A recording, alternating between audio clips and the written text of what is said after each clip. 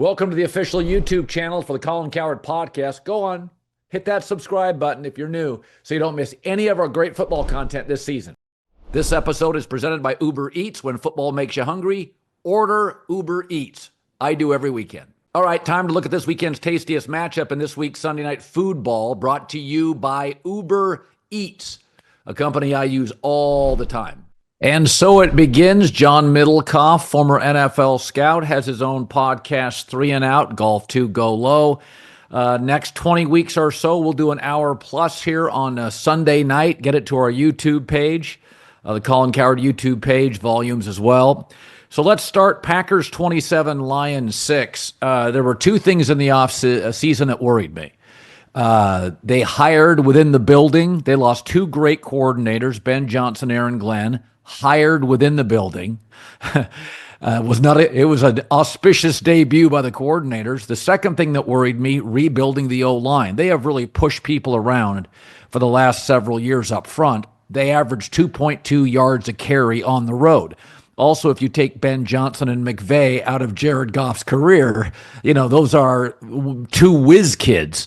So we can get to Micah in a second. Let's talk Detroit. They were not really that competitive. They didn't get push up front. The rebuild of the O-line is a complete work in progress, not clever offensively. This is my problem with, you have an opening at a company. Let's hire within the company. This is the NFL. There's 32 teams. Lions are elite. Go get the best OC. What was your first impressions of Detroit's offense?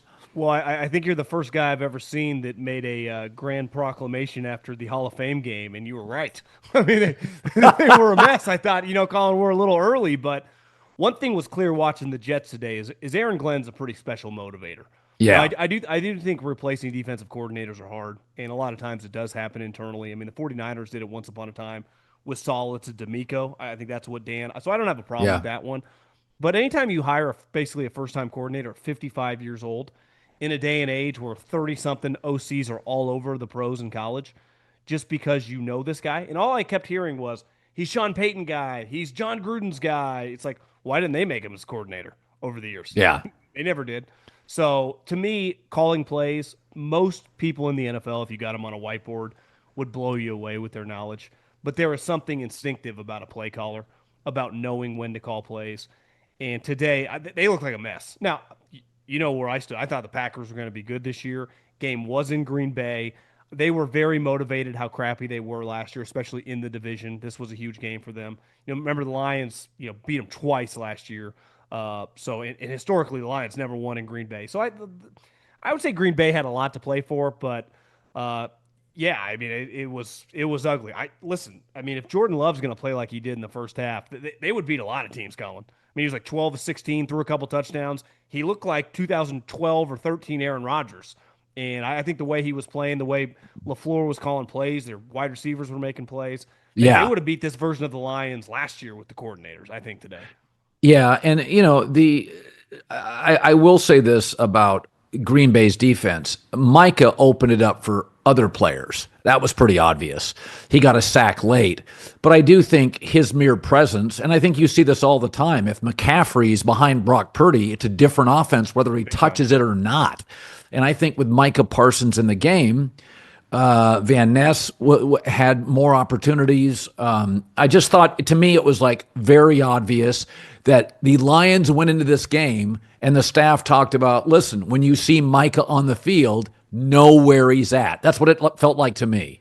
I do think I'm not going to write off the Lions just yet because this was a road divisional game, and this was, they got their ass kicked. If this would have been in Detroit, I would be completely out. I'm going to give them a little bit of grace here, but you're right. The offensive line, to lose your center, to lose a big-time guard, they've really hung their hat on that, right, the last 3 years. Best offensive line in the league, best offensive line in the league. Their quarterback can't move. He is really the last of a dying breed, right? Yep. You watch college football, they all can move. You watch the NFL, all these quarterbacks can move. Watching Darnold and Purdy today, and they're average athletes, right? So a guy like that is something we would have seen 15, 20, 30 years ago. They don't exist anymore. So when you can't protect, Goff is a sitting duck. And that is the one thing where a great play caller can help him out. And I think Johnny Morton, I was like, God, that name sounds familiar. Oh, yeah, he was the wide receiver coach on all those Harbaugh teams with the 49ers. Well, that everyone was getting jobs then. How weren't people interested if that guy couldn't get a job off that staff? Pretty big red flag. And honestly, it couldn't come back to bite Dan Campbell big time if this is if that's the display that we're going to see throughout the season. They'd be in major trouble, Colin, because that division's too good. Yeah, well, it was funny. I had Green Bay as a playoff team, but in second place all off season. Then I finally flipped it and put Green Bay winning the division. And I think the thing that I really came back on is if you looked at Green Bay with all the injuries they had to Jordan Love and all the youth they had at tight end and wide receiver, and they're still winning double-digit games. I mean, they won games with Malik Willis, who got thrown onto the squad in like August last year. Yeah. And it's like that tells you organizationally and coaching, they're a pretty special group. Plus, their defensive coordinator now gets a second year. That we've seen that a lot, where it's a second year for a coordinator. I mean, Mike McDonald's Seahawks in year 2 looked pretty special today at times. So, no, I think Green Bay is a great example. You know, they went after Charles Woodson or a Reggie White or a Micah Parsons. They rarely, very infrequently go out of their comfort zone, big trades or big free agents. But they generally do it, and they're right. It's like drafting quarterbacks and big free agent signings. They don't miss a lot, you know, from Aaron to Brett to Jordan. You know, and when I watch Jordan Love, the one thing I like about him, I'd compare him more to Favre than I would Aaron Rodgers, where, you know, if he throws a pick, it doesn't change his mood. He's kind of a let it rip guy. He was that at Utah State. He is now. There's a certain, I mean, it's kind of cool when your quarterback's young and all his tight ends and receivers are young. Like at the end, Brady was playing, you know, he didn't have any patience for young receivers for New England. And Aaron doesn't love playing with young, you know, tight ends or young receivers. I get it. But Jordan Love generationally, all these tight ends and all receivers are probably the same music, the same tech. They're the same age. I thought the first half he looked like the guy that played 2 years ago down the stretch, those 6-7 games, which essentially got him a massive contract. But the Micah Parsons move, you know, Reggie White was a true free agent. It was the first year free agency ever existed. So was Charles Woodson. They gave up nothing. While they did give up multiple first-round picks, that has no impact on the 2025 season. So they essentially just traded Kenny Clark straight up for Micah Parsons this season. Right. So you're watching them. They get a huge upgrade in terms of the edge. You could tell, I mean, Micah, I know he was working out on the side in Oxnard and with the Cowboys. He's not in football shape because he hasn't been playing football. But I would imagine by October, I mean, can you imagine him and Gary coming off because Gary is much more kind of a complete, rugged, you know, defensive line presence, where Mike is that true Ferrari off the edge. And this coach, you know, I don't know if Hafley's going to get an NFL job. It's a little more difficult sometimes for defensive coaches, but he's going to be a number one candidate in college, right? I mean, some of the big Power 4 school. I mean, he's a big-time coach who's putting a pretty impressive resume on the defensive side, a place where the Packers have not been good, Colin. I mean, they haven't been good for a long, long time on that side of the ball. That's why I defended the Micah Parsons move. It's like, when's the last time you got a consistent, dominant edge rusher? They just don't do it. And it's interesting because through the years, they've spent their first-round picks on defensive players. But the problem is they're always so good, it's generally late first round, and that's kind of no man's land. So that, you know, you're getting the safety or the corner or, you know, the outside linebacker who's like the 24th best, you know, prospect. Well, that you're paying a first round salary for a guy that's GMs prefer you take in the second round. So that's the downside to being excellent is their draft picks in the first round are late. I look at Green Bay as a place where Micah, and I heard some things, you know, last year about Micah off the field and not great in the locker room. A lot of that stuff came out when ESPN threw a slew of excellent reporters on it. My take was that's Dallas leaking stories to cover their face, right? Cover their ass on the trade and make Micah look bad. But Micah's going to work in Green Bay. Micah's going to be there. By the way, he got in the first half. First of all, his introduction, it was like a Super Bowl introduction. And then in the first half, he got a good rush. He didn't get anybody, but a good rush. The crowd went crazy. So he's going to love that. For the next 6 months, he is going to be, you know, the belle of the ball. Most human beings aren't natural leaders. Whether you're a football player, whether you work in a company, most human beings, even at the highest level of any industry, are somewhat followers. So you blend in to where you're at. The Cowboys are a pretty chaotic place. I mean, it's not very normal relative to the rest of the league. I think if you put a lot of guys in Green Bay's situation, How many people over the last 10, 15, 20 years, honestly, even going back to Favre, had problems in Green Bay? It's a pretty easy place to blend in. A lot of people with the Cowboys just have it's covered a little bit different. The owner has a unique presence, not just in the team, but in the I heard you talking last week. You have to wave to people on tours. It's not a normal operation for the NFL. He gets to be pretty low key in Green Bay. Yeah, I mean that was an ass kicking today. That really was. But even if the Lions, I mean, if the Lions were to miss the playoffs, let's just say this is kind of a year from hell for them. They won 15 games last year. That'd be a pretty big step back, right? If you won 9, 8 games, that'd be a problem, and Campbell would probably have to fire this guy immediately as offensive coordinator. I think one of the things you said earlier, Goff is, by football terms, kind of a dinosaur as a non-mobile quarterback. He was great when the Rams O-line was great. As Whitworth got older, he wasn't as dominant, and today he looked out of sorts. So it's one of those things where, Matt Stafford is is the only guy in the league under pressure that can shred a defense. He is a different cat. Okay, that was this week's Sunday Night Football, brought to you by Uber Eats. When football makes you hungry, get game day deals on Uber Eats. I do every week. The official on-demand delivery partner of the NFL. Order now. I just did. San Francisco 17, Seattle 13. This was a wildly frustrating game if you're a Niner fan. So my first take is this. Brock Purdy had 2 picks, but I thought it was one of the more impressive outings I've ever seen for Brock Purdy. I really meant that. Everything's going against him. You're on the road, one of the loudest stadiums. Seattle's defense is really good and really young. Jake Moody, field goal missed, field goal blocked. So there's frustration. George Kittle gets hurt. Trent Williams. You've heard of the Blue Man Group. The Niners have a blue tent group. They got old dudes, the head of the blue tent, a lot. And I thought 26 of 35, 277, a great last drive. Well, it's amazing that touchdown pass to the tight end, Tyreek Woolen. It really, when he let it go, you were like, oh my God, this is a terrible throw. But that's the NFL. You have to throw guys open. So he throws the ball into a crowd. When the ball's released, it looks like a pick. But, the DB got burned twice on that same drive. So my take is the stat line, 2 TDs, 2 picks, won't speak well of Brock Purdy. I was really impressed. Yeah, I mean, their offensive line's not great. I mean, he's running for his life. If he couldn't move, they would be in major trouble. I mean, his mobility and keeping plays alive. I also think, and I've come to grips with this, because I remember when he came out and he started playing well in the NFL, I started texting around. I'm like, how I understand he's smaller, but he couldn't go in the 4th or 5th round. People thought he was an awful decision maker, which is ironic because Kyle Shanahan, you'd think, a great decision maker. He's got a little gunslinger in him. I always said, you got to play like Breeze, no turning the ball over, a little like Rodgers, never put the ball in harm's way. We're going on, if you go back to last year, how many second half interceptions is this guy throwing? And he's throwing some pretty bad ones. And like you said, that game-winning touchdown, when the ball left his hands, I thought, interception, 3rd interception of the half. Right. And listen, he gave his guy a chance. He's got to be driving Kyle a little nuts. But part of that is also the playmaking that he comes through. Because like you said, Kittle's out early in the game. After Kittle, the first drive of the game, looked like, a Hall of Famer. Juwan Jennings, as the game goes on, hurts his shoulder. He's out. He's throwing to people. I follow this team pretty close. I have no clue who these guys are. I mean, who's he throwing these balls to? Obviously, Ricky Pearsall.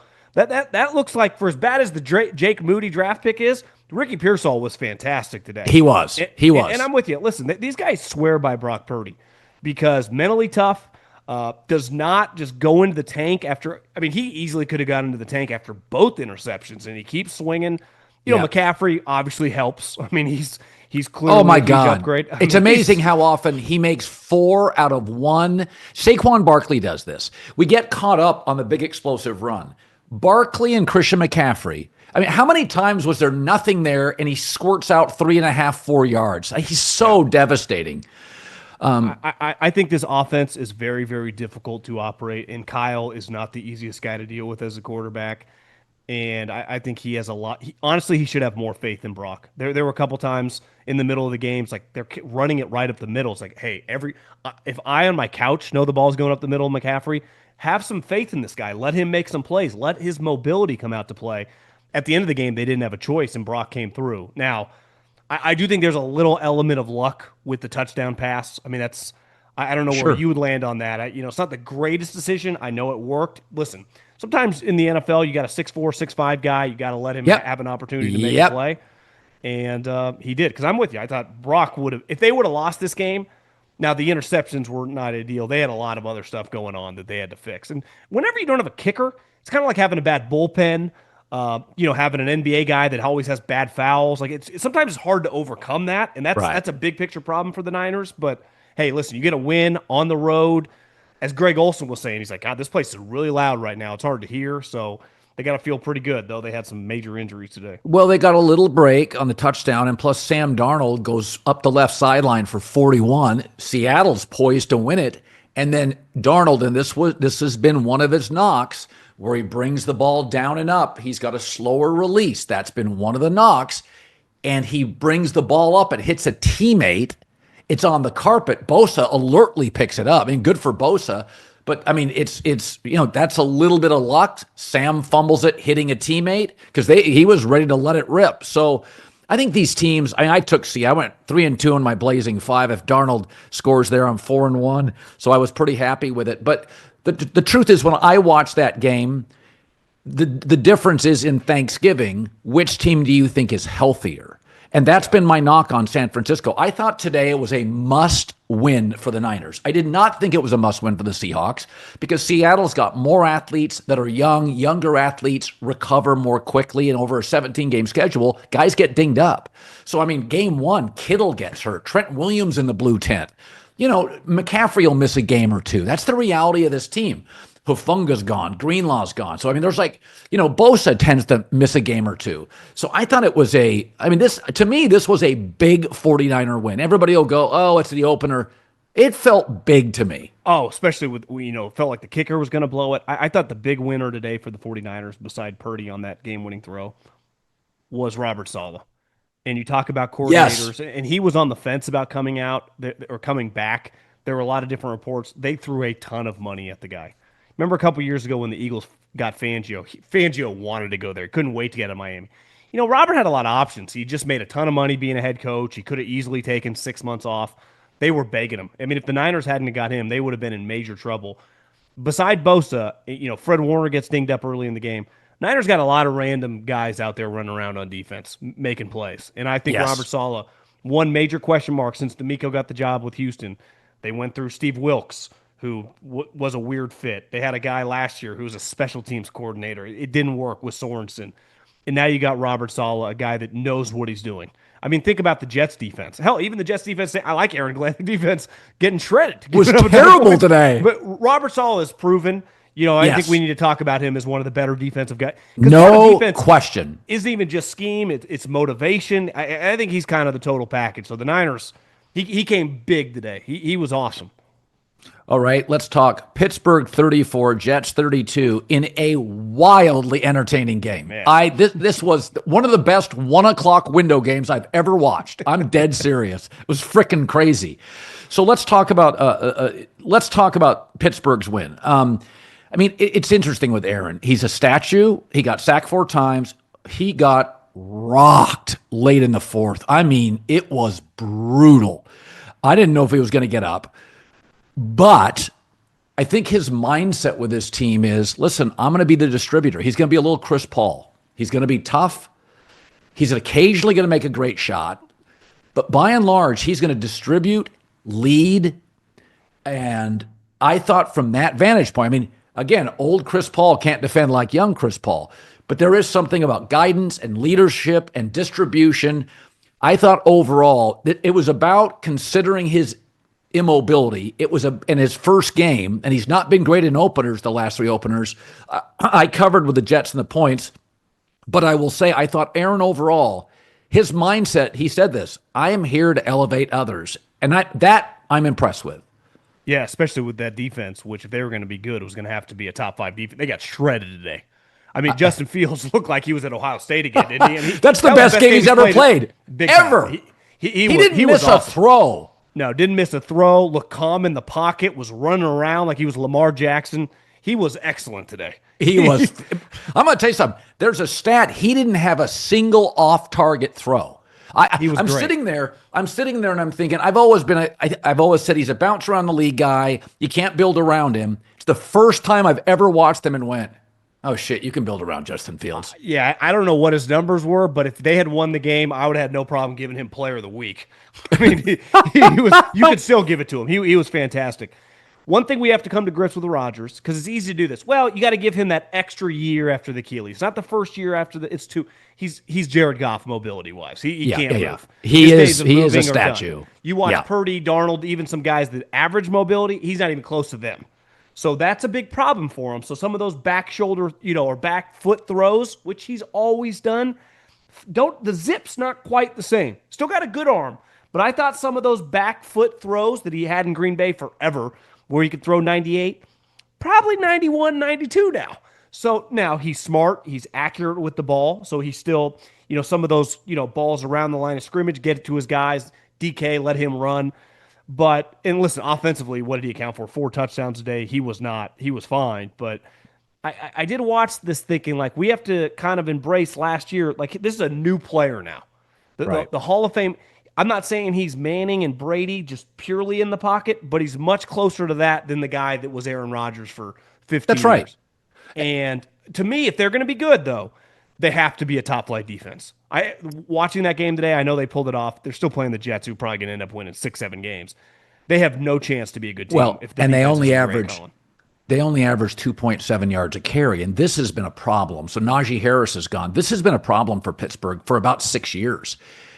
They have talented offensive linemen. They've used draft capital on their offensive line. I mean, the kid from West Virginia, the center, is going to be a Pro Bowler, if not already. So my take is, this is sort of a Steeler dilemma. It's not Arthur Smith's issue. Whatever it is, they don't run the ball.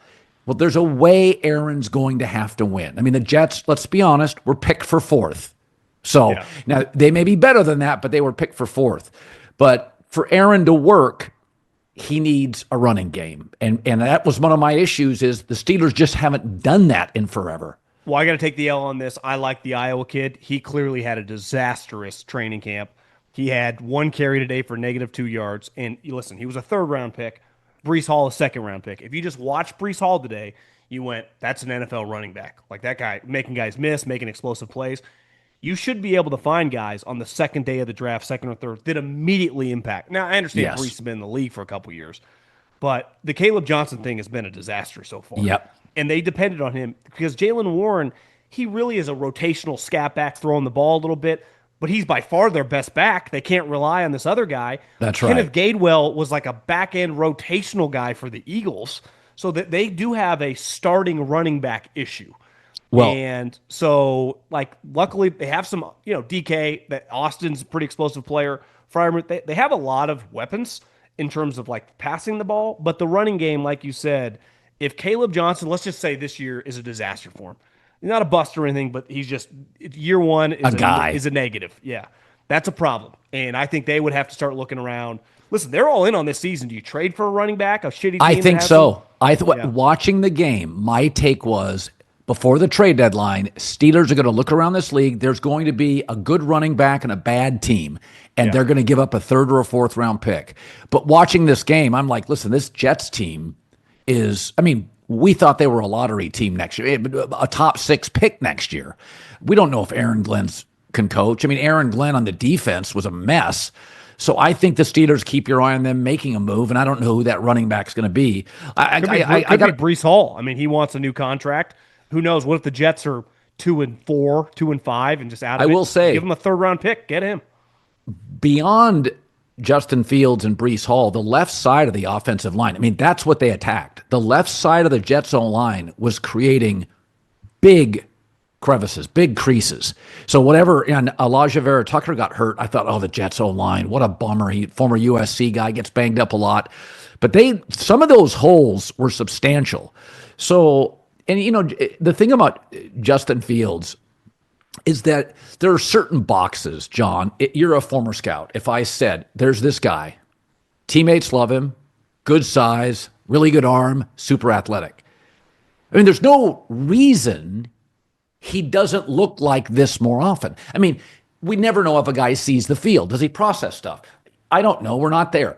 But in terms of size, whip, movement, he also plays courageously. Like, he will collide with people. In fact, almost to a fault, he doesn't slide. He did once today. Smartly, he slid. But he was 4-2 with the Steelers last year. If you extrapolated his numbers last year, he was going to be like a 95 quarterback rating guy, which is a starter in the NFL. So I think if you're a Jets fan, you had to come out of this game feeling like, hey, man, this Justin Fields, Breece Hall, Garrett Wilson, they found their left tackle, left side of the offensive line. I'd be pretty optimistic. I mean, Miami is cooked. So, and by the way, New England offensively looked timid. Like, they don't trust Drake May. If I'm the Jets, I come out of this game and I'm like, no, we can battle for a playoff spot. That was my big takeaway on that division. We'll watch Buffalo, Baltimore tonight. But, New England, they don't trust Drake May, or they don't have the juice. But Miami is done. Well, I'm fired up to announce Hard Rock Bet as the Volume's new presenting sponsor. Everybody knows Hard Rock hotels and casinos are iconic for entertainment. Well, now the Hard Rock Bet app brings more energy and excitement than ever to the world of sports betting. What does it mean for you? Well, here at the Volume, you'll start to see us use Hard Rock Bet's lines when talking about the biggest games, college or pro. We'll give you all the crazy stats from Hard Rock Bet Stats Hub, which is right there in the app. Plus, we'll be taking the show on the road, doing live broadcasts, meet and greets right from the Hard Rock properties down in Florida. The Hard Rock Bet Sportsbook app's the only legal sportsbook whenever you're in Florida. It's also live in Arizona, Ohio, New Jersey, Indiana, Tennessee, Virginia, Illinois, and Colorado, with more states coming soon. So right now is the perfect time to sign up. All you have to do is place your first $5 bet. If it wins, you'll score $150 in bonus bets on top of your winnings. That's $150 more for you to bet this football season. If you're in New Jersey, you can also hit the Hard Rock Bet Casino app. It has all the same casino games you'd play at one of their properties. All your favorite games from Atlantic City, practically everything you want to bet across every sport, all in the same top-rated, nearly 5-star app. So head over, sign up today, join us as we get this party started with Hard Rock Bet, and roll with us all football season. Yeah, Miami's god-awful. He was already the first guy to get fired on all the betting markets. That thing's a lock. That team was going to suck no matter what. People playing them in joint practices were like, hey, I'm not sure what's going on over there. When you ever hear that, they're like, what is this? I do think really quick on Fields, one thing we don't talk about enough. When I was doing your show down in L.A., I was talking with some of your guys when we were getting coffee. They're like, what's something that if you could do it over again, you would have done differently? And I said, the one thing I've learned, and I think this carries over to, in our business, work with a bunch of different people, is the power of character. And when you are a quarterback, all the best quarterbacks in the NFL, their character is pretty elite. Yeah. When you look at this group of guys, Fields got replaced in Chicago, and then the situation last year in Pittsburgh, handled himself, incredibly well. Yes. Russell, this started leaking stuff immediately when the season ended about Arthur Smith and pointing the finger. I've never heard a peep from Justin Fields or his people. Never heard a peep. And you just watch the way the guys carry themselves. Everyone has ever had high things or good things to say about him. Even when Ryan Poles traded him, he's like, I felt like I owed him something, just what a good guy he is. Yep. I've been blown away. I didn't think he was a good enough passer. And today, whatever they're doing just calmed him down a little bit because he's always had the arm. I think sometimes touch. A lot of people thought like when he got in the pocket, he just struggled to fluidly read defenses in terms of it happens to a lot of guys. That was a knock on Sam Darnold. Sometimes you get to a place where people believe in you and you can just play instead of think, And I saw a guy today that was just kind of playing, and it looked very fluid, a lot like he did in college, because his athletic and just physical tools are pretty elite. He had the best physical tools of the group. Like Trevor Lawrence went number one. He had better physical tools than Trevor Lawrence. Listen, of the 6 boxes you check, size, movement, quality guy, arm, 4 of them, he's like an A. So, to me, and I always said this, Baker and Sam Darnold, they check too many boxes to be busts. Justin Fields arguably checks more. So I was really happy for him today. It was fun to watch. Let's talk Miami. We're not going to talk too much. Colts beat them 33-8. Okay, first of all, I've been saying this for years. I like the Colts roster. They can't get the quarterback right. When you watched the roster of Miami today, against the roster of the Colts. I'm not sure how many Dolphins could start for Indy. The Tua Tyreek Hill thing is done. Mike McDaniel, but I won't blame him entirely. When you have Tua as a quarterback, there's two things you have to have: a good O-line and a backup quarterback, and they don't. So I think it's Chris Greer's the general manager. A lot of this heat's on him. He's not a good enough. Yeah, he's been atrocious. I mean, you have to have a good O-line with Tua. You have to have a good O-line with Jared Goff. And so, I mean, Daniel Jones went 7 for 7 on drives, never been done. Said that Red Zone said not since 1991. They couldn't find it. So this goes back to Shane Steichen. There's two big takeaways. Miami's done. The second one is here's Steichen taking Daniel Jones, and I don't think Daniel's a franchise guy, but if what I watched today in that division, they could battle for the division. I'll start with Indy on this one. One, I think Anthony Richardson's starting career was over. I've said it the moment they signed Daniel Jones. Like that thing was, he was in major trouble. The Dolphins secondary is, on paper, could be one of the worst in the NFL. I mean, their corners are atrocious. And the one thing the Colts, I think we underplay their weapons because their quarterback play has been so bad. Pierce, good. Pittman's a good player. Tyler Warren was a top 15 pick, could have been a top 10 pick. The Jonathan Taylor, they have a high-end run game. Like they have legitimate offensive weapons. Same with their offensive line is good. But I would say this about Miami.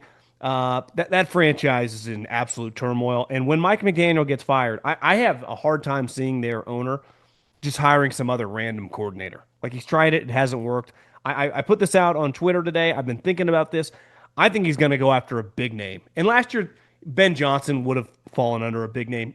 I don't even think that guy's going to exist this year. Who's the Mike Vrabel of this class? It sure as hell ain't Belichick. I don't know if you follow that story. Your boy broke it. It's not looking great. But I'd say Kirby Smart, Lane Kiffin, Ryan Day. He's going to go after some big name college guys who maybe just go, you know what? I'm over this NIL thing. Listen, what about Belichick?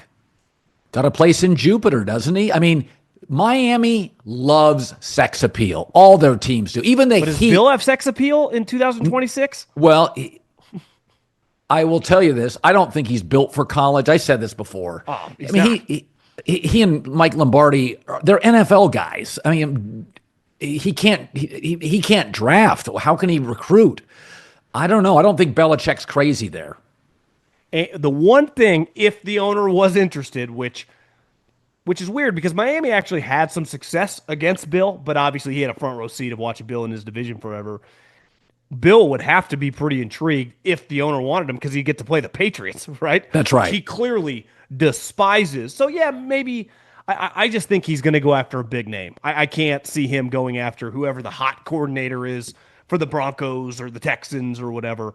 But they're going to be really, really bad. They have no shot. Today, Tua a couple times, even before the game really is like forcing balls. I mean, if he plays bad, they will get blown out no matter who they play. Good team, average team. If he's off, they are screwed. Yeah, and I think you have to clean out the building. I think Tua's got a lot of character. I like him, but there's nothing about this team I like. And again, I think there's a gap between the best GMs and the worst, and I just don't think they're a well-run operation. Miami fans are so funny. They get so angry when you're critical, and it's like, guys, you can put the pom-poms down. They don't draft well. They overspend in free agency. The Tyreek Hill thing, I mean, when Andy Reid moves off somebody, when you have Mahomes, it's a pretty good sign. It's coming with baggage. There's stuff behind the scenes you don't. Tyreek struggled, with personal stuff. There's nothing about Miami right now other than like Tua's character. There's nothing I like. Okay, let's go back to what you said, though. If you're the owner, would you be interested in Belichick, knowing that he clearly, he's proven this now, it's just his way, the highway. He's not listening to anybody. He's just bringing in his people. You basically just hand Bill the keys. The one thing you watch Pete Carroll today, he still got a lot of juice. Yes. Pete could have coached in college, could have coached in the pros. He feels more like he's 55. You watch Bill, he feels a little old. He feels really grumpy he's always been grumpy. He's extra grumpy. The resentment and the grudge he's holding on the craft from Bill, you went 4-12. Andy Reid got fired as well. Same record. 10 years ago. Right. The NFL. It happens. right? I mean, Tom Landry got fired. Welcome to pro football. What are you that arrogant to think that you were just untouchable for life? But he is. And you know the owner, Miami, maybe he's just that desperate because that franchise is just. I make a lot of fun about the Jacksonville Jags. They got more juice right now than the Dolphins. I mean, you could argue Oh the God, Dolphins are yeah. the least amount of juice in the league. A team that if they're just never on TV and you never watch, you don't feel like you're missing anything. And you know what? I'm happy for Chris Ballard, who I know a little bit, because it's sad to say there was a lot of things the last couple of years that weren't discussed publicly, but privately in the building. Jim Irsay was creating chaos. His daughters now, I think, will be less intrusive, less impulsive. I think you stay with. I think if this team could win 8 or 9 games, sneak in as maybe a wild card team. I mean, again, and Daniel Jones will have a market. I mean, good God, today up and down the field. So it's just one of those things where I think Chris Ballard's been on the ropes there for years. But when Andrew Luck retired, he found Carson Wentz. He found Phillip Rivers. They bailed water. They were viable. They were fun to watch. Getting Daniel Jones after today looked like, wow. I mean, it looked a little like a more athletic Phillip Rivers. You know you don't have a great player, but you have a guy that can pick up first downs. He took a shot today to the head, scrambling off to the right. Daniel Jones' decision. He can move. He's a good athlete. No question. Okay, here's another game I want to talk about. So I thought New England would be the easiest double your win total. Raiders beat New England 20-13. First of all, I had a GM in the NFL text me and say, man, are the Patriots slow and deliberate on offense? And I texted back, I don't know if they trust Drake May. Now, they don't have a ton of juice. I mean, Jacoby Myers should be a Patriot, not a Raider. But I will say this, and we've talked about this before about Geno Smith. If you give Geno a little time, and if you give Geno Smith a run game, Geno can sit in the pocket. I thought Geno Smith made about 4, 5, 6 throws today, big-time throws, and he's not my favorite quarterback, but I looked at the Raiders coaching. To your point, I looked at the energy of the staff. The Raiders are going to beat teams in their division. Yeah, I mean, I got to give Chip credit. He schemed some passes today where some guys were beelining across the field, and Geno just let it rip. You're like, damn, that was a good-looking play. I mean, he had Bowers. I mean, he schemed some really good plays. Did you get a chance at all to read some of Ty Dunn's article on Ryan Poles and the Bears? Oh, Jesus. Yeah, well, I will say this in defense of Ryan Poles on one guy. In that article, it made him it came off like Ryan Poles and hated Drake May, thought he couldn't play. I thought there were times today that Drake May went, this is a little off. Floating a couple balls. Yes. You know, like you said, Josh not trusting him. I know his numbers don't look terrible. I did not think he would look great today. I did not. If you want to defend him, you'd go, well, who's he passing to? Butte, the dude from LSU, is his best receiver. You know, Hunter Henry. This isn't exactly Gronk, Edelman, Wes Welker, and Randy Moss. But I thought today was like, we got a long way to go. You know, someone that picked the Patriots to make the playoffs, part of it was I thought Josh McDaniels, Drake May would be good. I was like, I'm not seeing it. You know, let me defend him. Is there any team in the league between their free agent signings and draft? And I don't know the answer to this. But as I watched them in the first half, I thought, Jesus, Christian Gonzalez is out. Are they starting 14 new players? I mean, honestly, even veteran coaches. I mean, I thought the Broncos looked awful offensively today. So my take was, God, New England went and got 7 starters in free agency. Yeah. They probably got 5 or 6 or 7 draftees that are playing. And I'm thinking, I'm not saying it as an excuse. They are starting 50% of this team that's getting, if not starting, getting significant snaps is brand new. And by the way, starters don't play much in the preseason. So my take is, don't go crazy on New England. I'm not sure there's a team in the league that's playing 15 to 18 guys that didn't take a snap for the team last year. From Omaha Productions, NFL Films, and Vice TV, NFL Classics. After further review, relives the NFL's biggest games with the legends who played them and the fans who never forget. Not just a rewatch, but the untold stories behind the plays that made history. This week, host Kyle Brandt is joined by Heidi Gardner and Eric Stonestreet for Super Bowl 54, Chiefs and Niners. That game made Patrick Mahomes a household name. It ended Kansas City's 50-year title drought and launched a new dynasty.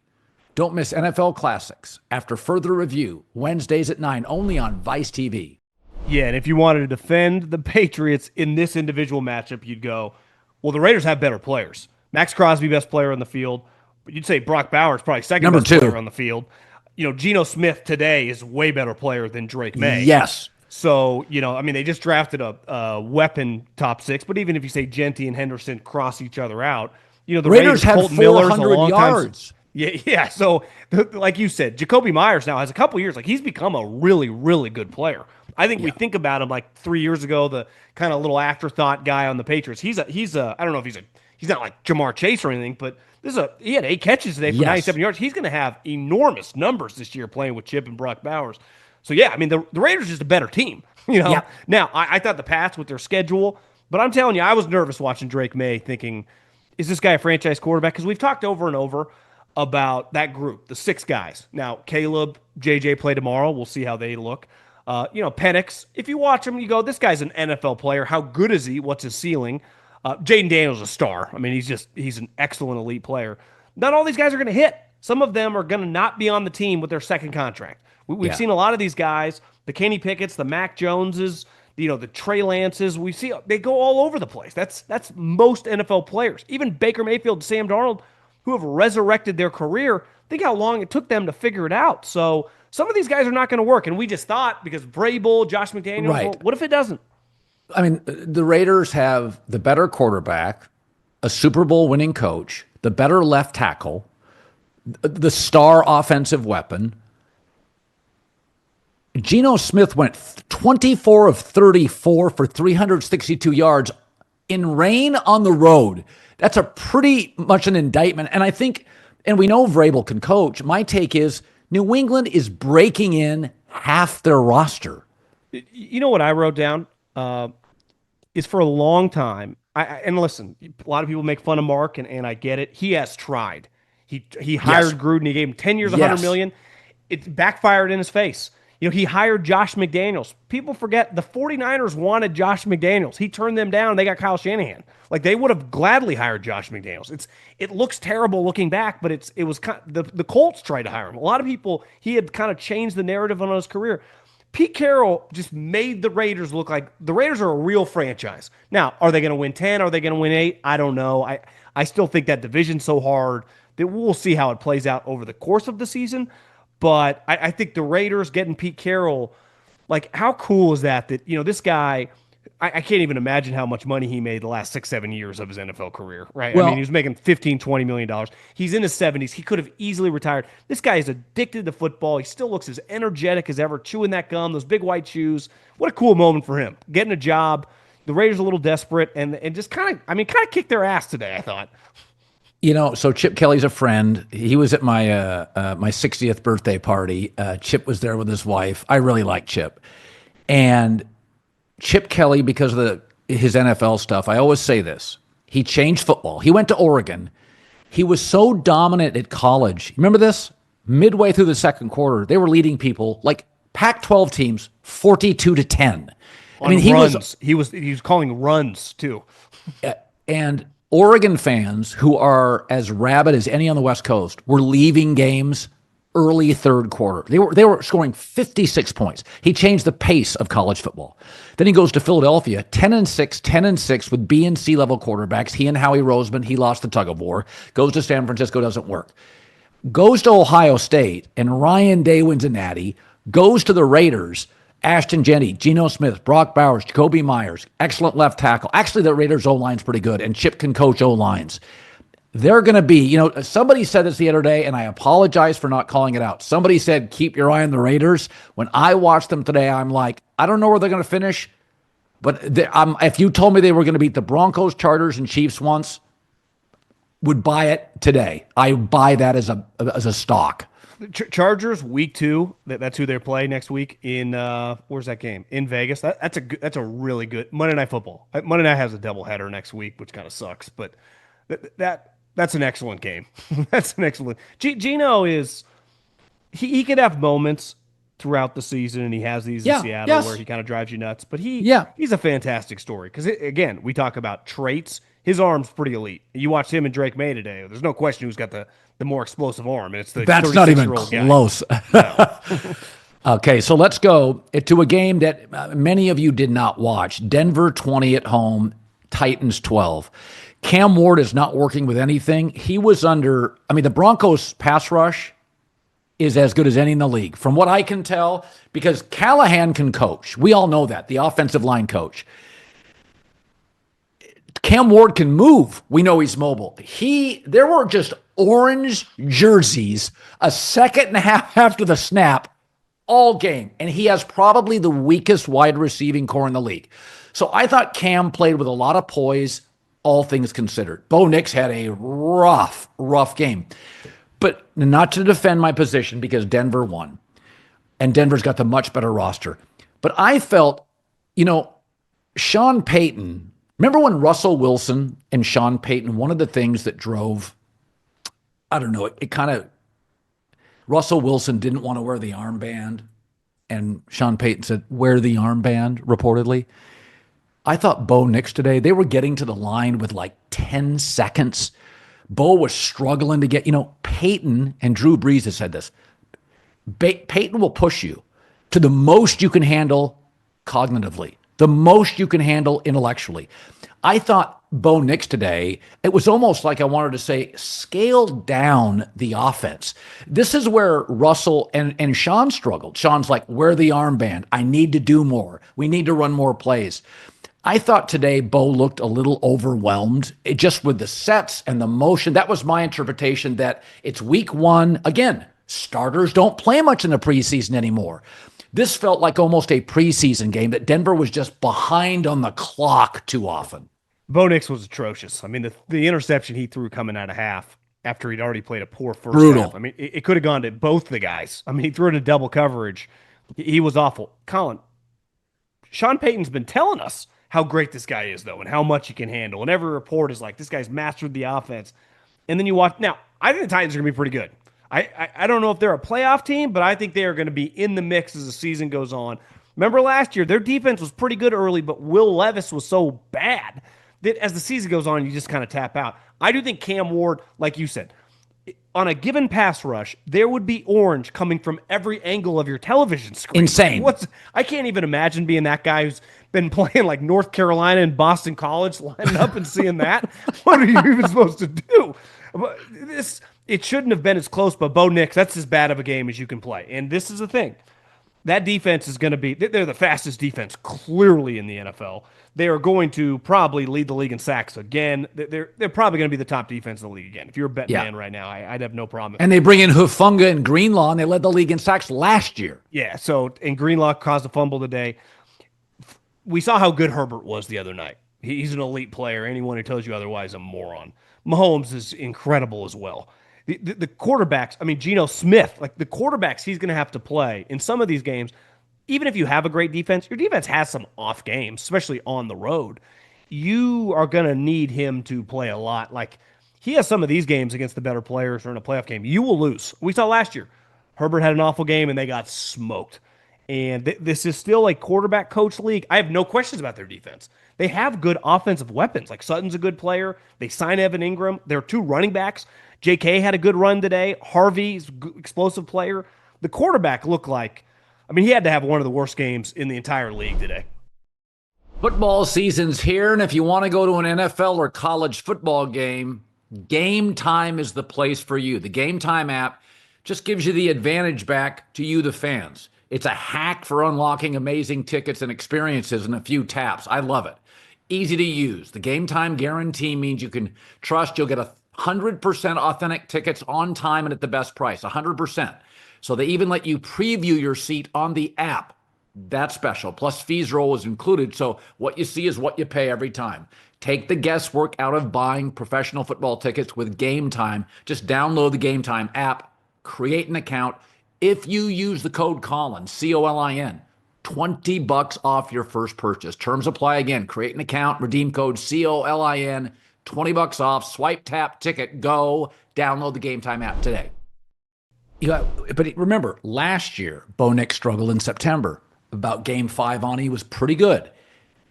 Again, early in September, Sean Payton's offense. Bo doesn't take a lot of preseason snaps. One of my takeaways today, watching some of these games, is New England.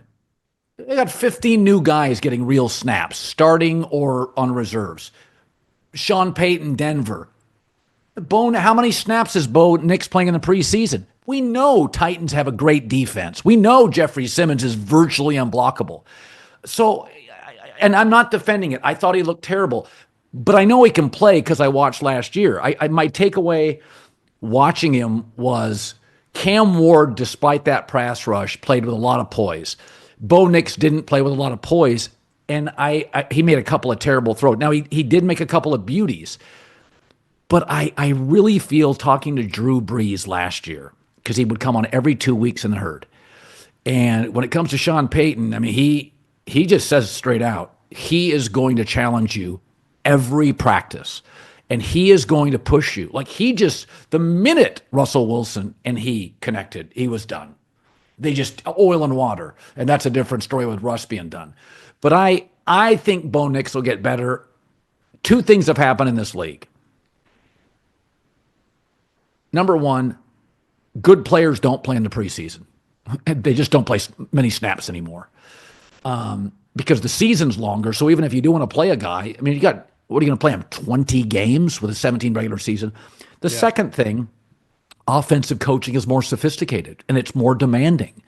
And so that's why Justin Fields impressed me so much. He's not playing that many snaps. He was great today. So I think it was a bad outing by Bo Nix. But, man, when I watched that game, I'm not – John, does Denver have a top 3 or 4 roster in the league? Oh, I think definitely. But that's the thing. Their next 3 games at the Colts, who just playing pretty well, the Chargers, who are just going to be good, the Bengals, who, divisional game, weird game, but clearly that quarterback and those weapons, at the Eagles. I mean, their schedule's hard.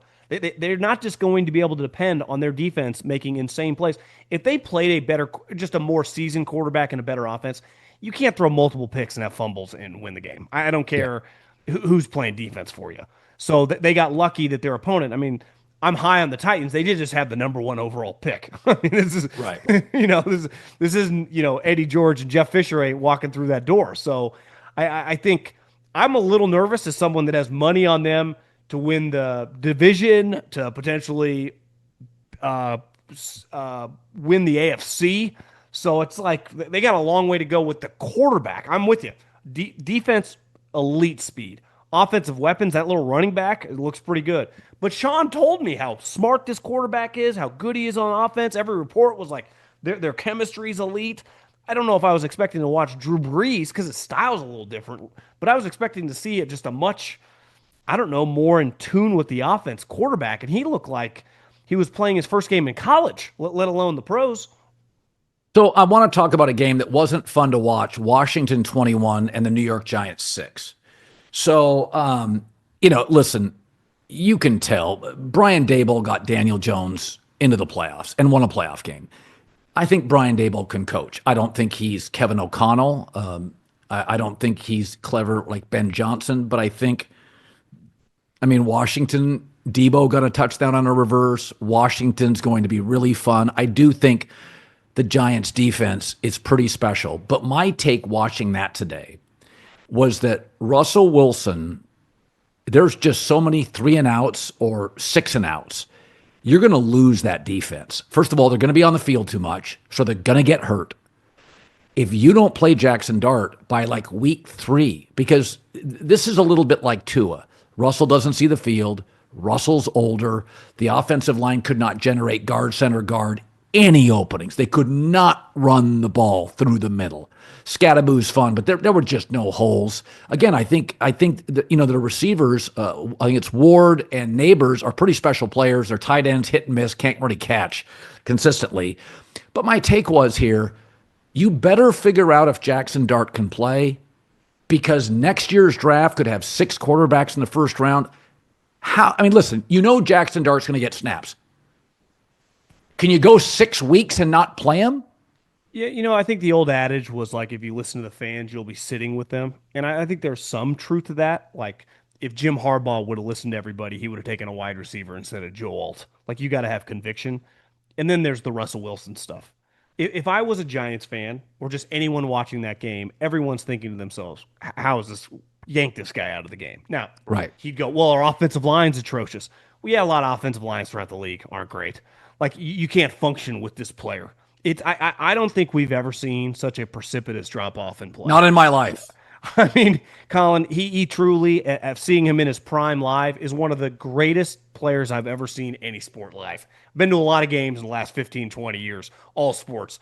Never seen anything like this guy in his prime. And he looks like, if he was like a 9 out of 10 in terms of playmaking, it's like a 1 out of 10 now. Doesn't move that fast. Looks very unconfident when he scrambles. It just looks bad. It looks off. I gave it about the over-under 3.5. So right around the start of October for Jaxson Dart. If you told me by the time Monday morning comes around, breaking news, they told Jaxson Dart is going to be this, what are we waiting on? Their schedule's hard. It's the NFL. Everything's difficult. Ask Sean Payton and Bo Nix what it was like playing the Titans. I mean, what do you want me to tell you? At least I feel like Jaxson gives him. It's not like Jackson's a stiff. He can move around, but the juice. Malik Neighbors, let's face it, has got a little Terrell Owens, Des Bryant head case to him. You think it was bad today. It's only going to get worse as the season goes on. And that quarterback's taking terrible sacks. And I get Andrew Thomas is injured, but it's this guy. You can't function with that. And this is how the team, you lose the team. And I think he's scared. I think a coach would tell you, well, I throw him in there, loses confidence, it gets ugly. Well, I don't. Your only other option is to have Russell Wilson go 17-37, and you just get your ass kicked. Last year, Brock Purdy was 1-6 against playoff teams. But his teammates love him. Yeah. Teammates love Brock Purdy. Russell Wilson is not loved in any locker room he's been in. So he goes 1-3. That locker room may be done. I mean, again, how would they not be out on him now? I mean, if they came out next week and at half they've got a field goal, don't you have to consider it? I think team flight, maybe they take the train. They had to be thinking on the way home, like, what do we do? What's the point of this? Right? This is a guy that was shot a couple years ago, and now it feels like it's getting worse. And his equity, like Aaron Rodgers, even if it was going weird in Pittsburgh, his equity, because he's Aaron Rodgers, 4-time MVP, is really long, even with random players on a new team. Do you think Russell Wilson has any equity with Malik Neighbors or Cam Scattaboo or Brian Burns? They don't care at all. So I would do it now. I don't expect him to do it now, but I would be stunned if we make it to October and Russell Wilson. Now, here's the thing. Once you bench Russell Wilson, you just cut him and just pay him to go away, because you're not going to make He's not making backup. Much. Yeah, he makes like $14 million, but I'm just saying, so you just keep him around. So we watched Justin Fields in Pittsburgh last year, who's 4-2. He got benched for Russell. We watched Justin Fields today. And my takeaway is, what happened in Pittsburgh? I mean, Jesus, Justin Fields had a winning record in Pittsburgh. He looked sensational today. I mean, Russell at the end of last year in Pittsburgh was probably the worst quarterback in the league. So listen, I understand people gravitate, it's romancing, but we have a coach in Brian Daboll that refined, cleaned up Josh Allen, got Daniel Jones to win a playoff game, got that Italian kid, Tommy DeVito, that, is a great story, not a great player. It got him to improve to the point where you're like, oh, he can play a little bit in this league. I mean, I'm watching, this is an opener. Usually offensive coaches, if there's a criticism in an opener, they give the quarterback too much. There wasn't any life to it. It wasn't creative. You could see Daboll a couple times too in the red zone, kind of shaking his head like, it's there, man. It's there. This is what Sean Payton said. He's not seeing open receivers. He just runs into sacks too. He just kind of runs into a guy.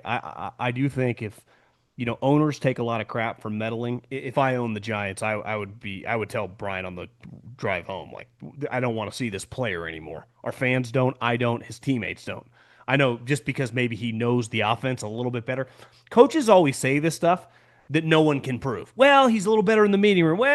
And then you see that. You can get away when you're winning, right? It's like, well, you won the game, you made some plays. When it looks like that, no one cares about all the stuff that they can't see, because that's what you get paid to do. Play those 60 minutes. You watch Jaden Daniels, and I get Washington's better offensively, and he's a much better player. He's in a different universe. That you would lose to them 10 out of 10 times if you had a 10-game series, simply because the quarterback, even if you played your best game, he's just so much better as a player. Russell, there's no plays. Even just the basic stuff, dink and dunk, and then the playmaking is just, it doesn't exist. Yeah, and I thought in this game by the second half, Washington defensive players, how many times can you be out in the field? I mean, listen, Terry McLaurin didn't practice a lot, so I give Washington a little pass in the opener. I took the Giants plus 6.5 today because I thought McLaurin didn't practice much. Debo's a new piece. They're still, to some degree, even though it's weird, they got to the NFC Championship, but to some degree with a roster, John, it's a little bit of a rebuild. This is not a stacked roster. It was the worst conference championship roster since Andrew Luck to the Colts there and got smoked by New England at 11-5. Remember that team where they played in the conference championship and just got the you-know-what kicked out of them? It's not a great roster. So I do think Washington will get better. But I do think there's a point where Russell's never been he wasn't popular when he was winning. He wasn't popular in the room. He's not popular now. He's kind of disconnected, and now he's got kids. He's married. He's not hanging out with the young players. If they trailed 14-0 at half next week, I think you'd have to consider Jaxson Dart enters the third quarter. Yeah, I'm with you. Really quick on Washington, I understand he was a second pick, so the expectations were high. He had just been awesome in college. It's watching Jaden Daniels. It's crazy how good the kid is. Because obviously in the pocket, his throws, I mean, he's a very natural, and then his playmaking is what guys like Russell Wilson used to be. It's only one game, but Deebo Samuel looked pretty reinvigorated. He had 7 catches, he had the end around, yes. And this is a contract year guy. Like you said, Terry McLaurin's been out all training camp holding out. So as he gets going, you add McLaurin with him, with Jaden, the offense could be a little more even complete than it was last year. Now, defensively, I mean, they're playing Russell Wilson, so we'll see him play better teams, but their offense might have, Ertz is still making plays at an older age. So this Washington offense has got a chance to be pretty good because that quarterback, he resurrected a dead franchise. The franchise was dead. I mean, he resurrected the franchise. So I want to talk about, there's a couple games I don't think are worthy of great discussion. Rams beating the Texans was pretty sloppy. So Tyler Dunn is a guy that I used to bring on the herd. I still do about once, twice a year. I brought him on this podcast. He wrote a story about Ryan Poles. Did you read that story about Ryan Poles, the Bears? I read about half of it, and then I read a lot of the clips of it. Yeah, and so it's pretty damning. So I'm not a huge Ryan Poles fan. I think the ownership's weak. Kevin Warren hasn't proven anything yet. I would not have given Ryan Poles a new contract. But be that as it may, he got it. The story basically says that it was rigged. He was taking Caleb Williams. He apparently thought Caleb was the best quarterback in the draft and J.J. McCarthy was second best. Okay, I understanding liking Caleb Williams. There's a lot of horsepower. He's got a big arm. He's sensational talent. But not loving Drake May. I knew people that didn't love him. Apparently, he didn't think much of Jaden Daniels, which I think's impossible. I can remember before the draft saying, Jaden Daniels is going to, he's going to look like Lamar Jackson. I remember saying this 5 times on the air. He's going to look a lot like Lamar Jackson, but way better in the pocket early. Like he was virtually can't miss. He was going to be an excellent with Cliff Kingsbury and Terry McLaurin. My thing was he's skinny. I hope he doesn't get hurt, but he's going to be wildly productive. He's just really, really talented. Now, he's better than I thought on third down. He's better closing drives. Much more. I've never seen a rookie quarterback that poised. I mean, if you'd never seen him before, you'd think he's a 7-year player. I think he's better than Andrew Luck was as a rookie. I think he makes fewer mistakes. I think he moves better. I think he's better than Andrew Luck, who I thought was sensational, 11-5 with the Colts with a terrible roster. And I think he's better than that. But it comes across it really dysfunctional. And some of the reports about how their words, not mine, dumb down the offense, ready, set, hike, basically. I mean, I have never gone into a Monday Night Football game in week 1 and been more interested in a team that may finish in fourth place. I mean, you have to watch the Vikings tomorrow. I thought that game would be about J.J. McCarthy. After that article, it's about Caleb Williams. Do you think there's a chance that he's awful, that it doesn't work? Yeah, I mean, I think there is 100% a chance that he is one of the worst quarterbacks in his class. I mean, I think it has a chance to get very, very weird. And some of it has to do in that article about the personality, right? A big part of that was he wouldn't listen to the coaches. He would storm off. Then I think the people pushing back would go, well, it's a bunch of people that got fired. It's clear that all the offensive coaches that got fired are saying this. The thing that I heard from my scouting buddies last year that was undefensible is you go, well, it's easy to take Caleb Williams. No one will give you shit because the media, and rightfully so, said he was one of the best prospects in recent memory. His job is not the media. His job is to do what's best for the Bears. Remember Adam Peters when he had the second pick and he knew Caleb was going one, which you shouldn't. I mean, he brought in every single quarterback, and he took them to Topgolf, and people freaked. It said, how could you bring in them all? And he just let them all be, and he kind of judged them, how they interacted. You don't think he was leading Jaden Daniels the whole time, but part of doing your due diligence is, hey, this is a great quarterback draft class, so I'm bringing in Bo Nix, Drake May, JJ, and Penix with Jaden and just letting the cream kind of rise with some other players. And he took a ton of – that's his job. They never brought in another quarterback. And even in this article, it said, even if you cut it in half, how do you not bring in Jaden Daniels and either Drake May or JJ McCarthy then to your building? You get 30 people allowed to bring in, and they didn't bring them in. They didn't work out any of these guys. There's no disputing that he was dead set on Caleb Williams. That's where I think some of their freaking out about the VR stuff, him using virtual reality, Jaden Daniels, and Ryan Poles freaking out is we need to get Caleb on that. We'll buy it. And they're like, what if he doesn't use it? And the coaches were like, well, make him use it. This is a mom and pop shop. This is not a high-level operation. Yep. And while Ryan Poles came highly recommended from Andy and the Chiefs, he has felt a little arrogant. I mean, you go back to his comment when he got the job about tell the Packers we're going to start dominating this division. Yeah. Like, no one, you think Andy Reid's never talked like that in 30 years being a head coach in the league? Like, come on, man, just pump the brakes. So he drafted last year. Yeah, he drafted Velus Jones in the third round, who could not track the ball. In 3 years at USC, it was understood he could not track the ball. Traded a second-round pick for Chase Claypool. I mean, once upon a time. I mean, he's made some atrocious moves. Listen, the trade for Caleb Williams to get the number one pick was fantastic with the Panthers. And even taking Caleb Williams is a defensible move, but not bringing in the other guys and getting to know the people. What has Washington said from the moment they have got Jaden Daniels? Obviously, on the field, my mom can tell you he's a good player. We freaking love the guy. Like, how could this guy be such a high? It was what they used to say about Luck. It's like everyone just loves this human being. Every question I see about Caleb Williams is like, yeah, he holds on the ball a little bit, but like, what's his deal? Whenever I hear what's his deal at quarterback, I'm out. Yeah. I'm out. And there have been enough people. That's not something you overcome, right? Looking back, like, what did Baker really butt heads with? Odell Beckham? I think as time went on, maybe it wasn't all Baker, but he was just in a weird spot. There have been some question marks going back with Caleb in college. And the dad, I mean, listen, I understand. I never had a son with the talent of Caleb. Hopefully my son's talented. We'll find out. But, like, the dad wanting equity, it's just been a lot of noise. And when I watch Jaden Daniels, no noise. Hell, J.J. McCarthy, he's been injured, not his fault, but there's no noise about the guy. There's just way too much noise with this guy. You can't tell me it's all other people. Like, eventually Caleb has to take some blame. And I'm telling you, we were together when this happened. It was weird extending the backup quarterback when they did not need to. It would not be weird if Patrick Mahomes or Josh Allen was your quarterback and you just went, hey, this is great value. We love this kid. We want to have an asset. You have this quarterback, which is clearly pretty, I would just say there's a lot going on. You would want to quiet everything. So for them to do that, I think part of this article too was like Ben Johnson's gained more and more juice.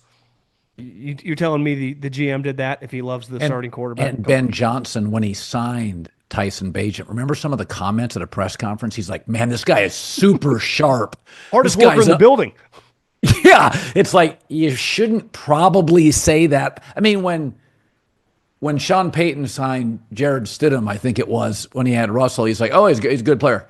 And that was it, out of respect to Russell. Like, this guy was like, he's the sharpest guy. I mean, it's unbelievable how good he's been. That to me was a message. People say things for a reason in the NFL. And, I all I know is Vikings Bears these guys could be tied for fourth.